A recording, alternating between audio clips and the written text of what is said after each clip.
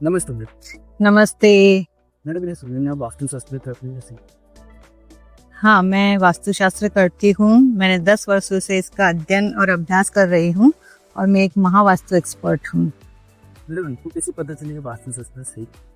देखिए, आपके घर में अगर मानसिक अशांति है या कोई आप जो काम कर रहे हैं उसका बराबर फल नहीं मिल रहा है, तो आपके घर में वास्तु की कुछ तो प्रॉब्लम है जिसको आप ठीक करके मानसिक शांति ला सकते हैं। घर में धन समृद्धि, सुख समृद्धि सभी का आपको फायदा होगा। पर मैंने सुना है वास्तुशास्त्र की और फूल।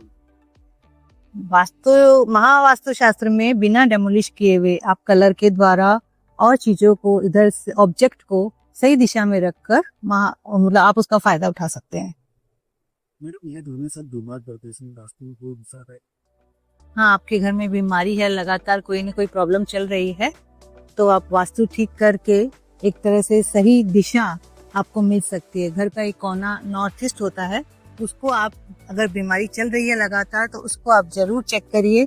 अगर वहाँ पर कोई प्रॉब्लम है, वहाँ पर ऐसा कोई लाल कलर की चीजें पड़ी हुई है या गंदगी पड़ी हुई है या टॉयलेट है, तो ये प्रॉब्लम मतलब इसको साफ करके आप इस प्रॉब्लम को ठीक कर सकते हैं। मेरा घर छोटा है इसलिए तो दुकान वास्तु। नहीं, आपका घर छोटा हो, बड़ा हो, बंगला हो, कुछ भी हो, आप जहाँ रहते हैं वो आपका स्थान है। वास मतलब घर और शास्त्र मतलब विज्ञान। तो आप अपने घर को वास्तु के द्वारा ठीक कर कर जरूर उसका फायदा ले सकते हैं। बच्चों की पढ़ाई पर फर्क पड़ता है। बच्चे अच्छे से पढ़ाई कहाँ करनी चाहिए, जैसे घर का एक वेस्ट साउथ वेस्ट कोना होता है जहाँ पर बच्चे अगर पढ़ाई करेंगे तो उनको कंसंट्रेशन में बहुत फर्क पड़ेगा। तो आप उनको वहाँ पर उनकी टेबल लगाइए, वहाँ पर उनका पेन होल्डर लगाकर आप बच्चों को एक अच्छी दिशा दे सकते हैं। वास्तुशास्त्र में हमें बीजेपी हो सकता है कि यहाँ पे आके ही करना है। वास्तुशास्त्र में, महावास्तु में आप घर का मैप भेजिए, हम 90% आपका सॉल्यूशन फोन पर दे सकते हैं। लेकिन अगर आपको कोई बड़ी प्रॉब्लम है तो हम जरूर आपके घर का विजिट करेंगे।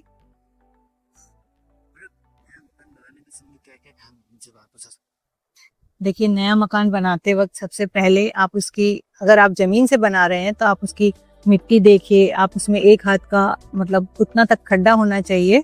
और अगर काली मिट्टी है वहाँ की तो आप वहाँ पर घर नहीं लीजिए। लेकिन अगर आप फ्लैट ले रहे हैं तो बस एक सबसे बड़ी चीज है, नॉर्थ ईस्ट में टॉयलेट तो बिल्कुल नहीं होना चाहिए। सीढ़ियाँ, टॉयलेट, इनसे आप बचिए।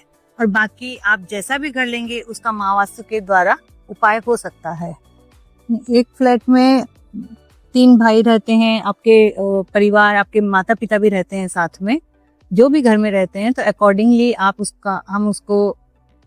उसमें रूम कौन सा है वो चुन कर उस घर में खुशियां ला सकते हैं। जैसे बड़े भाई का कौन सा रूम होना चाहिए, माता पिता को कौन सा रूम होना चाहिए, तो अकॉर्डिंगली हम, जैसे बड़े भाई हैं तो उनको साउथ वेस्ट में घर रूम देना चाहिए।